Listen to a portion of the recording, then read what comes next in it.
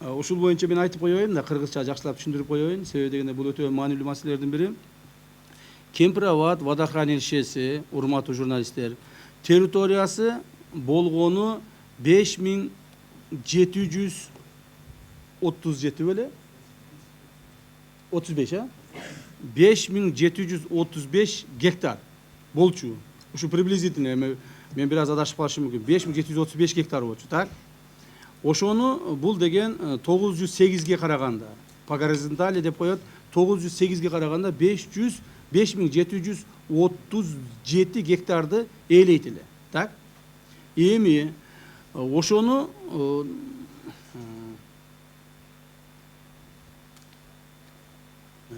ошонун буюрса 5737 гектарды суу толгондо ошончо болмок да, чаша. Эми ошону биз азыр 908 деген горизонталга жеткенде 906 эмес, 904 эмес, 900 менен биз описать эттик.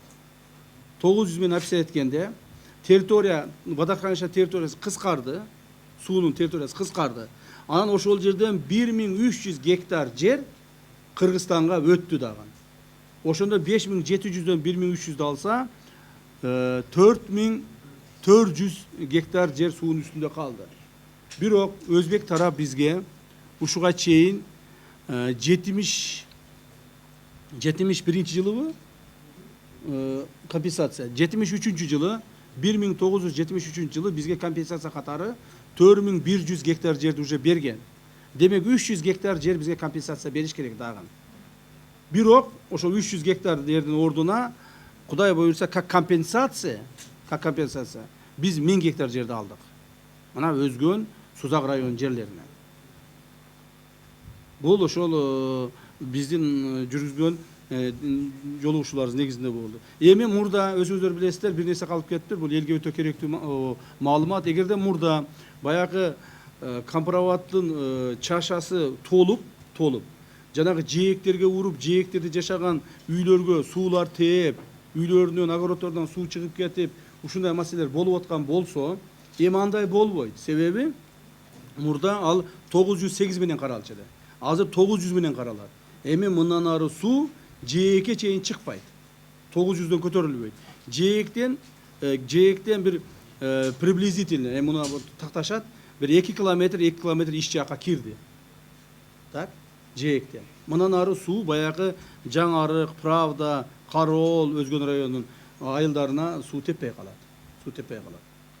Бирок дагы бир жолу айтайын, ошол эле мезгилде Өзбекстан тараптан сууга граждандар, биздин кыргыз граждандары доступ алат, кирет, сууну пайдаланат, малын сугарат, ал жерден суу алса болот, балык тутса болот. Алар өз тарабынан мурдагыдай кылып баягы военизированный жанагы охранный катерлер жүрбөйт, так, жүрбөйт. Бул эки мамлекеттин ортосундагы соглашение менен чечебиз, так. Анан алар ограждение койбойт, суунун чегесине келбей турсуңар деп туруп. То есть со стороны Кыргызстана будет полнейший доступ к воде. Так? Это будет определяться совместным соглашением между сторонами. Но вот здесь мне передали, что буюрса 100% бүтөт, тиешелүү мыйзам ченеминде жумуштар өткөндөн кийин өлчөө иштери мамлекеттик мекемелер менен карап чыгып, договорго барабыз. Конечно, ушундай кылабыз. Ким жазып берди? Какой умник написал? Так? Вот это умнику передает вот это обратно.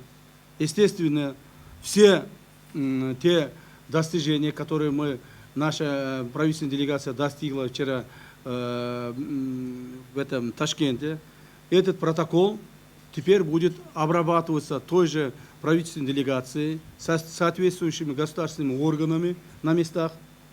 Так, потом, естественно, это все превратится как договор между государствами, подписанными нашими уважаемыми президентами, а потом уже будет проходить ратификацию через Жогорку Кеңеш. Я вам еще раз говорю, данный документ не является секретным, этот документ является общедоступным, так? Поэтому те информации, которые здесь я рассказал, наоборот, все население должно знать. Ни у кого никаких сомнений не должно оставаться. Здесь еще раз скажу, что никаких проигравших или выигравших сторон не бывает. Нету таких. Так? Мы с уважаемыми нашими коллегами Узбекистана пришли к обоюдному согласию. Обоюдному согласию при решении государственной границы. Это достигло в результате встреч наших уважаемых президентов Садыр Нуркожоевича Джапарова и Шавката Мирамоновича Мирзоева во время визита нашего президента в Ташкент. Они достигли данной договоренности. Мы, как правительственная делегация, данный вопрос отрегулировали. Вот и все. Жибек Бегалиева, давайте. Теперь, а кроме того, дагы бир нерселер бар экен. Азыр эми ушул маселелер каралып атканда бир проблемалар чыкты да. Эмне проблема чыкты? Мына мурда бизге чейин ошол демаркация маселелер бүткөндө, урматтуу журналисттер, көптөгөн кээ бир элдер колдонуп аткан участоктор бири-бирине өтүп кеткен. Мисалы мына Араван районунда Керкидолский суу сактагычтын жанында 31 гектар жер. Андан кийин Кадамжайский районунда 15 гектар жер. Эл жашаган жерлер, элдер ошол кыжаат болуп сурап атышат. Андан кийин село Дейрес, Аксайский районунда дорога идущая на жайлоо. Булардын бардыгы демаркация убагында каралып, кайрадан каралып туруп. Эми мындан бияка передача земель деген болбойт. Теперь только будет обмен, взаимообмен. Если Араван районунан 31 гектар жерди алар бизге берсе, biz аларга да 31 гектар жерди бир жерден беришибиз керек. Теперь уже передача земель, взаимоуступок таких не бывает и не будет.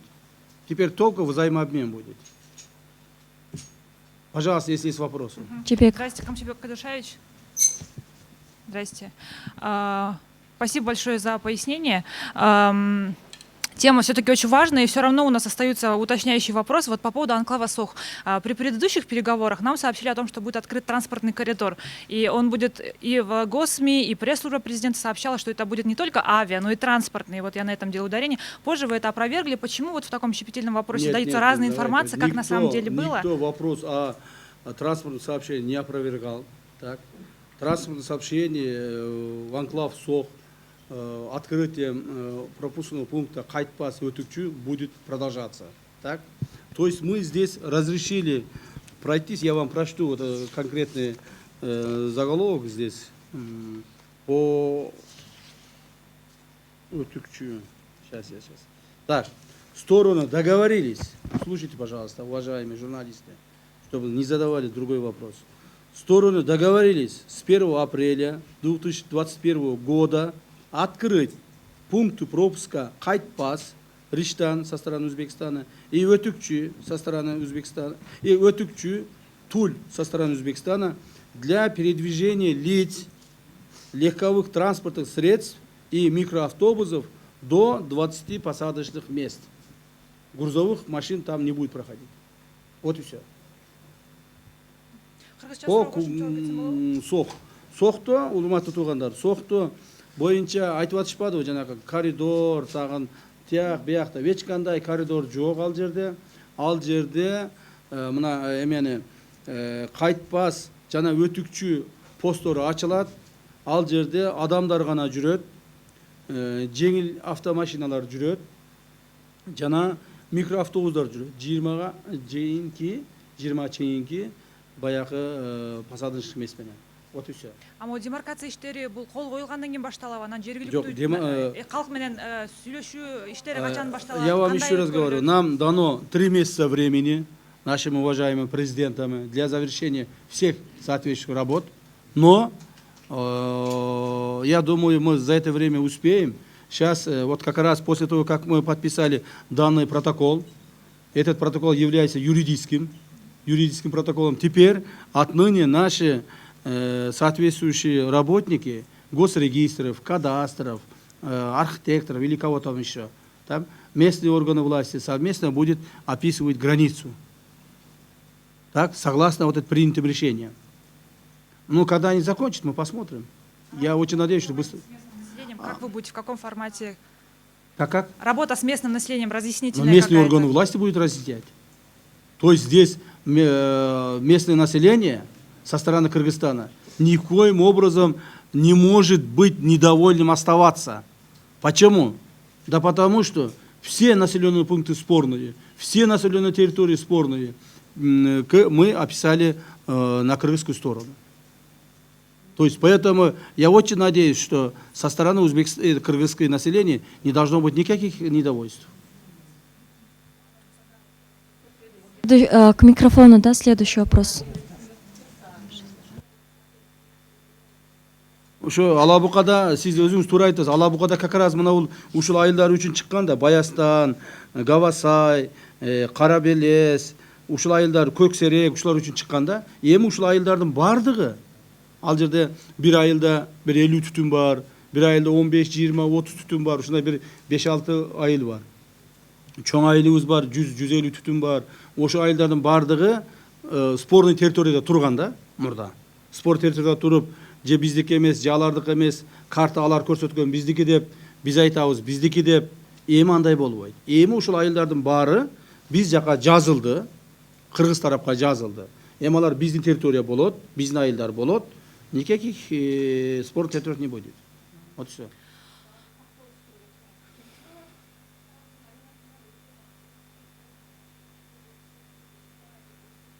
Жок. Болушу мүмкүн эмес. Себеби дегенде өзбек тарап бул баягы өзгөндүн жерлери бар. Баягы Ташакур, Кызыл мехнат беле кайсы айыл эле? Кызыл. Ана кызыл айылдарын тегерегинде эч кандай өзбек тараптын чек арасы болбойт, болушу мүмкүн да эмес. Бирок ошол баягы суунун ичин биз бердик. Муну ачык айтышыбыз керек. Суун ичин биз бердик, буга чейин берилбей келген, такталбай келген. Ошо суунун ордуна 1973 жылы 4100 гектар жерди булар берген. Азыр суунун орду 4400 гектарды ээлеп атат, приблизительно ээлеп атат. Бирок булар бизге 300 гектар бериш керек эле. Биз 1000 гектар алдык. Ашыгы менен алдык. Суунун ордуна ашыгы менен алдык. Так. Анан сырткары сууну ылдыйга түшүргөнүбүздө 900 точкага түшүргөнүбүздө Кара суу тараптан өзгөндүн бая Кароол тарабынан 1300 гектар жер дагына алынды кошумча. Аны алар иштете берет. Ал местный органдар. 5 канал Гүлмира Үмүталиева, урматтуу Камчыбек Кадыршаевич, ушу Көксерек, Баястан деген жерлерди алып атабыз деп атасыз. Сиздер жана талаш болгон жер.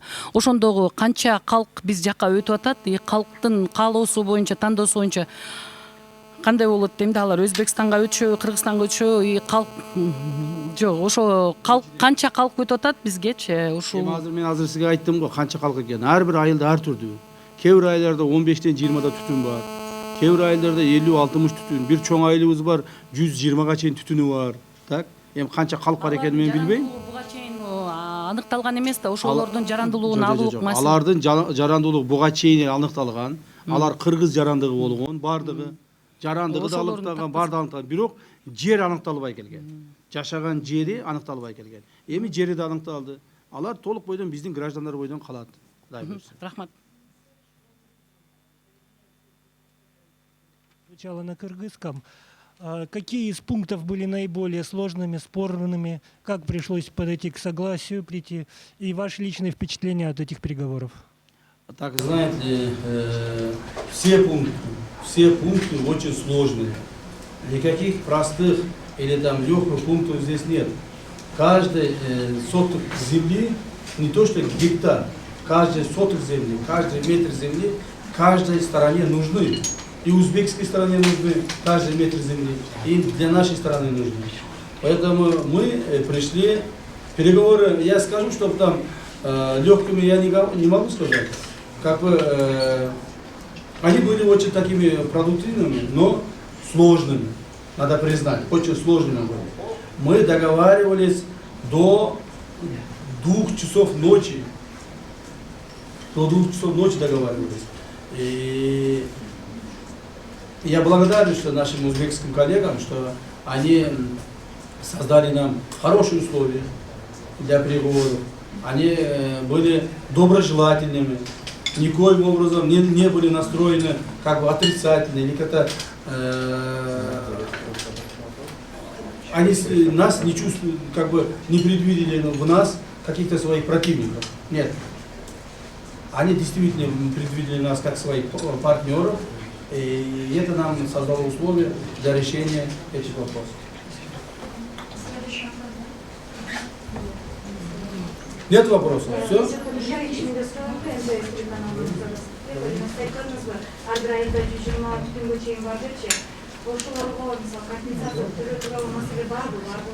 Kimliği kapitalizesi veriyoruz. Kim ait көчүрөт? Жоқ, ешкім көчүрүлбөйт. Ар ким ошол айылдардын бардыгы өздөрүнүн үйлөрүндө, өздөрүнүн жерлеринде калат. Себеби, дагы бир жолу айтайын. Ошол үйлөрүнүн астында огороддору, үйлүш жерлери бардыгы биздин Кыргызстан тарапынан өттү. Эч ким эч жака көчүрүлбөйт. Ар ким өзүнүн үйлөрүндө жашап жүрөт.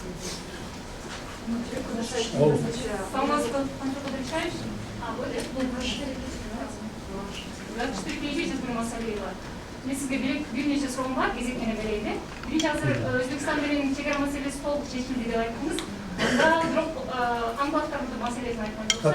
Анклавдардын маселесин айткан жоксуз. Алар боюнча кандай сүйлөшүүлөр болду? Анклавдар боюнча. Анклавдар? Мисалы үчүн Барак, Сок, Шахмерден, дагы башка анклавдар бар Өзбекстан менен. Ошолордун маселеси кандай болду? Ал анклавдарга биз эч кандай претензия кылган эмеспиз. Анклавдар тегерек дарып чечилген. Анклавдар маселеси мурда эле чечилген. Ага биз эч кандай претензия кылып, анклавдардыга претензиябыз болгон эмес. Ошондуктан алар кандай болсо ошол бойдон калды. Барак боюнча эмне болду? Барак анклавы биз менен Кыргызстанга, Баракты биз Өзбекстанга берип, Кыргызстан менен обмен болгон. Алда чечилген.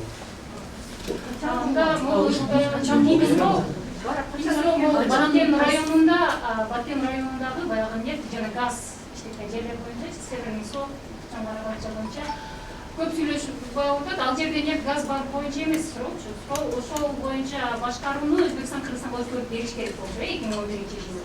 Ошол боюнча Кандай эмес. Урматтуу журналисттер, бул боюнча мен билген маселени айтып коеюн.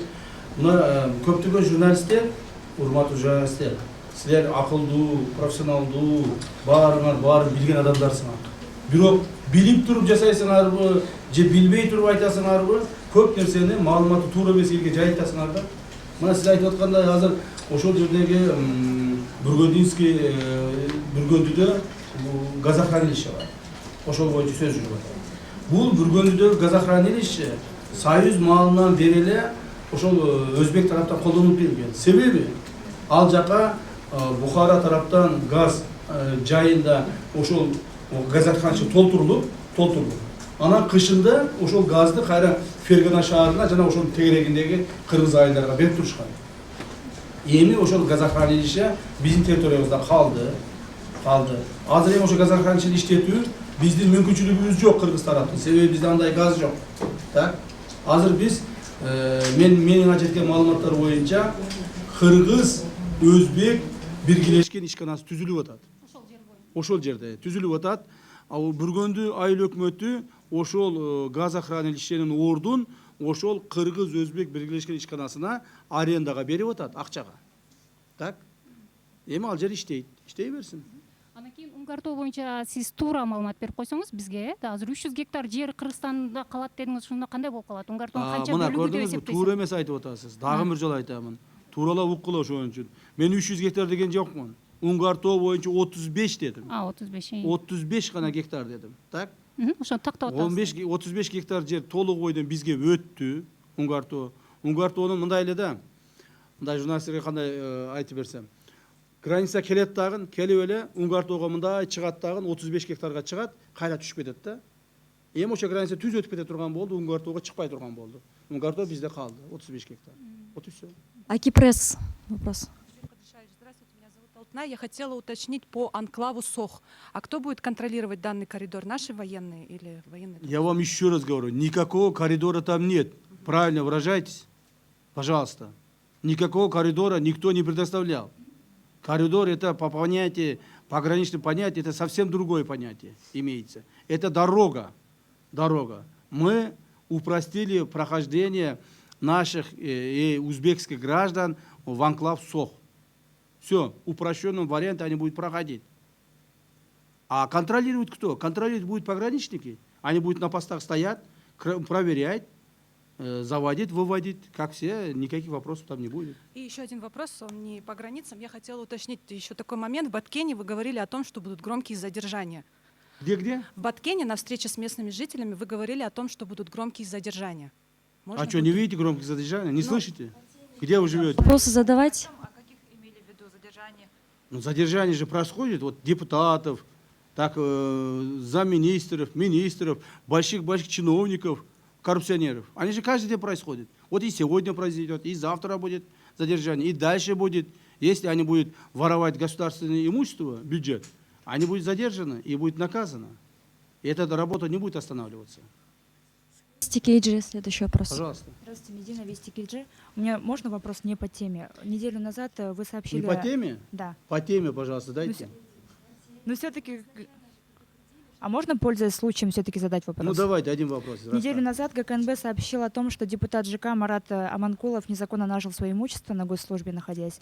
Хотела узнать, следственные мероприятия проводились или нет в отношении его? Уважаемые журналисты, все те вопросы, сейчас смотрите, вопрос, вот ГКМБ проводит очень широкую работу в стране, так, и по коррупционным, и по ОПГ, по всем другим моментам, так, все эти вопросы здесь рассказывать невозможно. Если сейчас я войду насчет Аманкулова, оттуда не выйду. Поэтому давайте сейчас пограничный вопрос рассмотрим. Вот Аманкулов. Да, про Аманкулова я вам коротко скажу. Аманкулов, то есть Аманкулова, насчет Аманкулова возбуждено уголовное дело о незаконном обогащении. Он, естественно, будет отвечать перед законом. Мы это приведем. Будет отвечать. Медиа, давайте следующий. Тема боюнча. Только по теме. Да, по теме только баракты сиз эме тактап коесузбу? Барак боюнча буга чейин сүйлөшүүлөр болгон деп айтылганда, бирок ошол боюнча кандай сүйлөшүүлөр болгон сиздерде жазылган эмес да, өткөндө прессиңизде көргөнүбүздөчү. Анан азыркы окуганыңызда деле барак боюнча эч нерсе айткан жок элеңиз да, ошо боюнча мындай кыскача Барак түшүндүрүң. боюнча 2017 жылы соглашение болуп, ошол обмен болуп кеткен. Барак уже анклав эмес, баракты биз өзбек тарапка өткүзүп бергенбиз. Өзбек тарап бизге ошончолук территорияны Кара суунун чекесине бизге өткүзүп берген. Вот и всё. Кара суунун чекесинде кайсы жерден Кайсылар өткүзүп берди Кара суунун чекесине? кайсыл айылы? Савай каналынын жанында экен. Савай каналын билесизби? Билем, мен Вот и всё, ошол жерде сабайлыкмын. экен. Все, Кактус Медиа, следующий вопрос давайте. Здравствуйте, Хамсюр. Решайте по поводу вопроса, приграничные вопросы с Узбекистаном. Спасибо, что решили, да, съездили. А вот приграничные проблемы с Таджикистаном остаются. И недавно в вашей поездке в Таджикистан, на Баткен, вы заявляли, громкое заявление сделали местным жителям, что товар Таджикистана не будет пересекать нашу границу, заезжать в Таджикистан, пока не решим проблемы с Таджикистаном приграничные. Можете, вот, когда решится вопрос именно с Баткеном? Я считаю, что это не громкое заявление, это обычное заявление. Еще раз скажу, пока мы пограничные вопросы с Республикой Таджикистан не решим, мы контрабандой завоз товаров в Таджикистан или Кыргызстан будем полностью останавливать. Так? Будем применять все свои средства, возможности, и контрабанда грузов теперь отныне в Таджикистан от нас. В основном Таджикистан от нас не будут. И со стороны Таджикистана тоже, если захотят завести к нам какие-то контрабандные товары, мы будем пресекать. Контрабанда это и так незаконно. Вот смотрите, слушайте меня. Все незаконные действия контрабанды до этого момента как бы лояльно относились. Так, лояльно относились, и незаконное действие происходило. Теперь этих незаконных действий не будут. Вот сейчас, например, Таджикистан не проходит ни литра дистоплива ГСМ, так, от Таджикистана сейчас к нам тоже не будет проходить ни их продукции, ни другие, ни третьи продукции. Так? Все теперь законно будет. А после того, как мы решим пограничные вопросы с Таджикистаном, ну тогда уже, конечно, ослабление будет, тогда уже начнем работать. Шunu мен мына Өзбекстан менен, урматтуу туугандар, Өзбекстан менен Кудай буюрса биздин өзбек боордош элибиз менен ошол чек ара маселелерин чечтик, Кудай кааласа, Кудай буюрса. Так? Эми мындан ары ошол жанагы Biraz иштесек 2-3 айдын ичинде толук бойдон чечип бүтөбүз. Вопрос задали? Слушайте, пожалуйста. Не отвлекайте, уйдите отсюда. Уйдите оттуда, не отвлекайте журналистов. Так. Тажикстан боюнча эми мына Тажикстанга өтөбүз. Так. Тажикстанга өткөндө Тажикстан менен туура маселелер али чечиле элек. Тажикстанда негизги маселелердин бири бул анклав Варух болуп атат. Муну ачык айтышыбыз керек.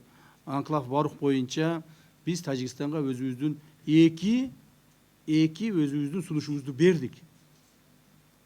Эки сунушубузду бердик. Биринчи сунушубуз ушул анклавды биз мыйзамдуу турдө ченейбиз. Границасын ченеп токтотобуз. Анклав өспөйт мындан ары. Границасын ченеп токтотобуз дагы, бирок анклавка өзүбүздүн территориябыздан пайдалануу үчүн гана чтобы кирип чыгыш үчүн жол беребиз. Аксайды айланып өтө турган, Аксайды айланып Варухка кире турган. Так? Эгер алардын ошо тегерегин чечсек, бул биринчи сунушубуз. Экинчи сунушубуз, урматтуу журналисттер, андан дагы катуураак, биз анклав Варухту алмаштырганга даярбыз. Ушу Варухту бизге таштаса 12.300 гектар бекен, ушун тегерегинде 12.000 гектардын тегерегинде жер. Биз 12.000 гектар жерди Лейлек районунун башка жерлеринен, Баткен районунун башка жерлеринен берүүгө даярбыз. Жана ал жерлерди каерде берсек болот деген переченди дагы биз берип койдук. Бирок азырга чейин тажик тараптан бизге жооп келе элек. Анклавды чечсек, калаган вопростор чечилет, Кудай кааласа. Так, коллеги, еще вопросы по теме только, да?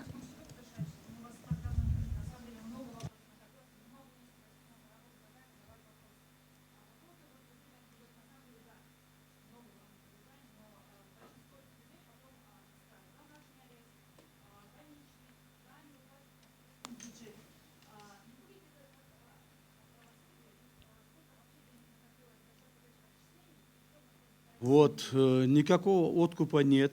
Почему мы так открыто и четко работаем? Потому что во главе ГКМБ стою я. Значит, ни один сотрудник ГКМБ никакую мзду от коррупционеров не будет брать. Понимаете ли?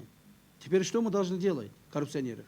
Коррупционеров, на них дело возбуждать. То есть мы их сперва устанавливаем размер коррупции, возбуждаем дело, их привлекаем к ответственности. Потом они, когда возмещают ущерб бюджет, мы их как бы отпускаем на свободу. То есть, соглашение сотрудничества со следствием. Так? Другого выхода нет. Мы не можем их как бы каждого из них отправлять в тюрьму. Они оплатили, уходит. Не будет платить, значит заставим. Не, знаете ли, тогда у нас в ГКМБ всего 70 мест, мы тогда много не соберем. Да, здесь Кабар, пожалуйста, так, вопрос кстати, ваш. последний вопрос. Вот сколько мы собрали? Приблизительно сейчас собрали около 4 миллиардов сомов. Около 4 миллиардов сомов. И каждым днем пополняется. Вот вчера, например, тот же, как вы сказали, Аманкулов, тоже какую-то часть оплатил. Так? Мы скоро объявим, сколько он заплатил, когда закончится. Вот недавно судья заплатил 70 миллионов. Так? Вот Бабанов заплатил 100 миллионов, мы попросили его помочь в бюджет. То есть таким образом каждый день какие-то десятки, сотни миллионов бюджет оплачивают наши коррупционеры. Так? Так? Нет, эти деньги мы себе не оставляем, и все средства до копейки мы переводим в бюджет. Полностью бюджет переводим, а там уже Министерство финансов распределяет, как хотят. Следующий вопрос, вот Кабар, пожалуйста, озвучите. Здравствуйте, информагентство Кабар, РКИМ. Я хотела уточнить, почему вы в военно-полевой одежде? Наверное, многие удивляются, почему я в военно-полевой одежде, потому что я сейчас отсюда же отправляюсь в Баткен. Потому что Узбекистаном уже решили, теперь нам нужно решать с Баткеном. Хорошо, так? Спасибо. И в Баткене надо работать в военной форме. По поводу получения средств, то, что вы Кого? Средства. Средства, которые вы получаете от коррупционеров, от них выделяете ли 20% обещанные? Нет, мы ничего не выделяем, ничего не оставляем, все до копейки отправляем в бюджет. А там бюджет уже распределяет. Камчек мырза, По теме, да. өзіңіз айтып қалдыңыз. Анын кылмыштын курамында, ишинин курамында кылмыш жок болсо деп танылса, ал 100 миллион сомду эмнеге берди? Бул мамлекетке берилген пара эмеспи? Ушундай коомчулукта ушундай талкуу болуп атат. Жок, урматтуу коомчулук, мен муну ачык айтып коеюн. Өмүрбек Токтогуловичтин иштери боюнча көптөгөн изилдөөлөр жүрдү. Алар биринчиден ал изилдөөлөр финансовый полицияда жүргөн мурда бизге чейин. Финансовый полициядан кийин ал иштердин баары бизге өткөн. Биз дагы 2 ай 3 ай текшердик бардыгын. Баарын карап чыктык. Жана биздин тергөөчүлөр ушундай чечим чыгарышты. Бул жерде личный жеке Бабановдун жанын туугандарынын эч кандай ушул жерге мындай бир чоң эч кимге зыян келтирбегендиги аныкталды. Так, аныкталды. Анан кийин Бабанов менен сүйлөштүк, жардам берди. Бюджетке жардам берди, бере берсин. Ким берем десе биз отказ кылбайбыз. Кылмыш иши жоюла берет. Я. Биз кечеден бери соц тармактар Себеби Өмүрбек Токтогулович мындай колунда бар, мүмкүнчүлүгү бар жигит. Так. Жардам берди, жардам бергени жакшы го. Бул мамлекетке берди. Ал эч кандай бир ГКМга берген жок. Все, я думаю, если по теме, коллеги, если по теме нету, давайте уже пресс-конференцию завершать будем. Кандайдыр биз билбеген көшөгө болуп аткан жокпу? Азыр эгерде кайсыдыр бир көшөгөлөр ушуга чейин болсо болуп келгендир, бирок уже андай көшөгөлөр жок.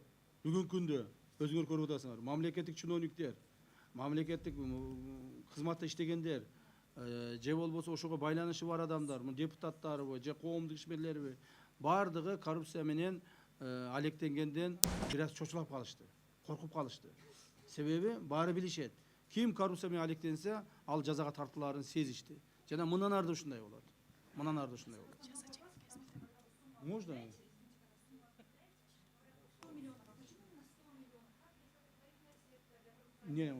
Нет, потому что, знаете ли, у каждого коррупционера есть свои, как бы, совершенные деяния. Так? Вот это совершенное деяние рассчитываем, составляем акты, нанесенный ущерб, как бы, посчитываем. И в конце концов выходит сумма. У кого-то 100, у кого-то 50, у кого-то 20, у кого-то 200, кто-то миллиард платит. Вот один человек 2 миллиарда заплатил, так? Сейчас другой человек уже платит миллиард. Вот мы сейчас не говорим, вот на днях, уже буквально через неделю мы, наверное, объявим. Один человек нам платит миллиард. Камчек мырза, ошо 2 миллиард сом төлөгөн Райым Атраимов УКМКнын тергөө абагына качан кайтат? Анын акыбалы кандай болуп калды? Ал боюнча биз күналык справкаларды алып турабыз, так, текшерип турабыз. Ал азыр жүрөгүнөн баягы коронография кылдырды. Коронография кылдыргандан кийин 1 аптадан кийин өзүнө келиш керек. Уже бүтүп калды го. Мен эми колум тийбейт азыр, чын айткандачы. Ар жакка чуркап жүрүп атам, кече дагы түнү учуп келдим.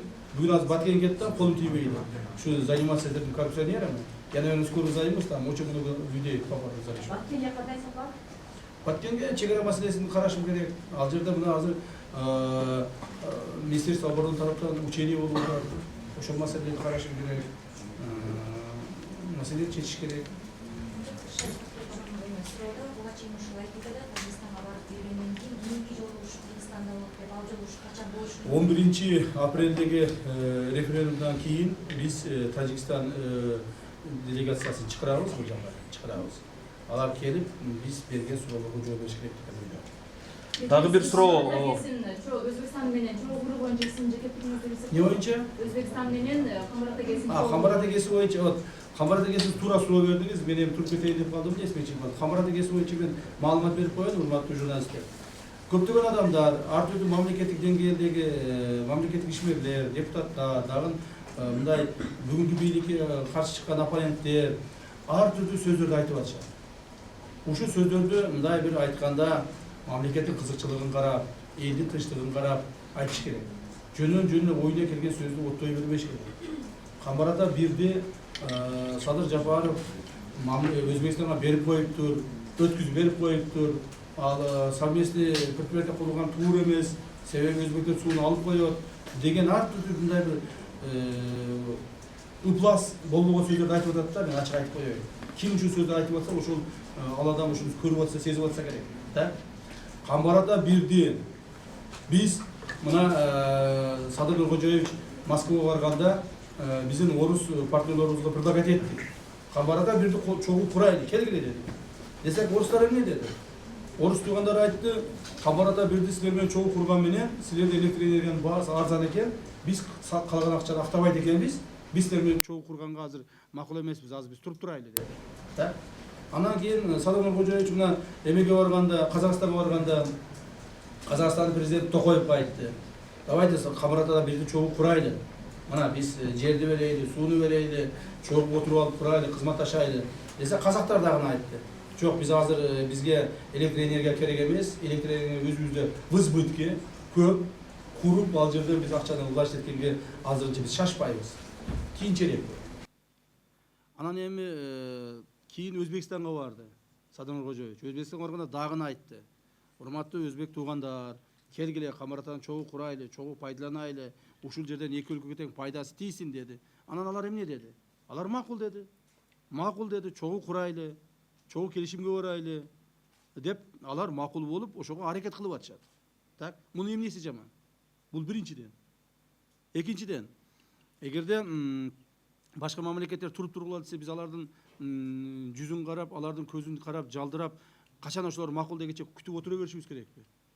Дагы 5 жыл күтөбүз, 10 жыл күтөбүз, 20 жыл, 30 жыл күтөбүз. Канча күтүшүбүз керек? Так, ошондуктан биз азыр чечим кабыл алып атабыз.